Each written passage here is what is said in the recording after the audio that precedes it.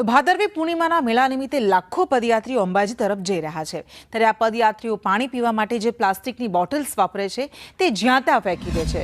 જોકે સાબરકાંઠા જિલ્લા પ્રદૂષણ વિભાગ, એનજીઓ અને કેટલીક કંપનીઓ દ્વારા એક સંયુક્ત રીતે પ્લાસ્ટિક રિસાયકલિંગની વ્યવસ્થા પ્રાંતિજ પાસે દલપુર હાઈવે પર ઊભી કરાઈ છે, જેમાં પદયાત્રીઓ 5 બોટલ્સ રિસાયકલ મશીનમાં નાખે તો તેમને એક સ્ટીલની બોટલ મફત આપવાની સુવિધા શરૂ કરાઈ છે। નોંધનીય છે કે મેળાના 5 થી 6 દિવસ દરમિયાન લાખો બોટલ્સ રસ્તા પર વેરવિખેર પડી હોય છે અને તે પ્રદૂષણમાં વધારો કરે છે।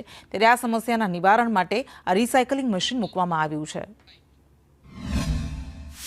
ભારત સરકારનું જે માનનીય વડાપ્રધાનશ્રીનું જે વિઝન છે કે પ્લાસ્ટિક સિંગલ યુઝ પ્લાસ્ટિક મુક્ત ગુજરાત, એના સંકલ્પને સાકાર કરવા આપણે અંબાજી પદયાત્રા માર્ગ ઉપર જતા પદયાત્રીઓ જો કોઈ પણ પ્લાસ્ટિક બોટલ્સ આપે 5, આ જે રિસાયકલિંગ મશીન આપ જોઈ શકો છો એમાં 5 પ્લાસ્ટિકની બોટલ નાખશે તો એક સ્ટીલની બોટલ એ લોકોને ઇનામ રૂપે આપવામાં આવશે, જેનાથી સિંગલ યુઝ પ્લાસ્ટિકને પ્રતિબંધનો જે આપણો સંકલ્પ સાકાર કરવામાં સફળતા મળશે અને આ અભિયાન માટે જનભાગીદારી પણ થશે અને આપણને જનજાગૃતિ થશે।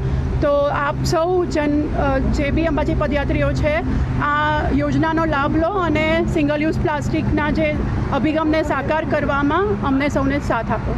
બોટલ નાખી અને આ સ્ટીલની મળતી હતી તે અમે સ્વીકારી અને આવો દુરુપયોગ કરતા નહીં, સ્ટીલની વાપરજો। ક્યાંથી આવો છો ને બોભાથી મશીન લગાવ્યું? બોભાથી આવ્યો। કેટલા વર્ષથી અંબાજી જાવ છો? 41મું વર્ષ છે અમારું। શું લાગ્યું આજે પ્લાસ્ટિકની બોટલ? હા, સારું કહેવાય। સામે સ્ટીલની બોટલ હા, મળી, સારું કહેવાય। બીજા લોકોને શું કહેશો પ્લાસ્ટિકનો ઉપયોગ બાબતે? પ્લાસ્ટિકનો ઉપયોગ નહીં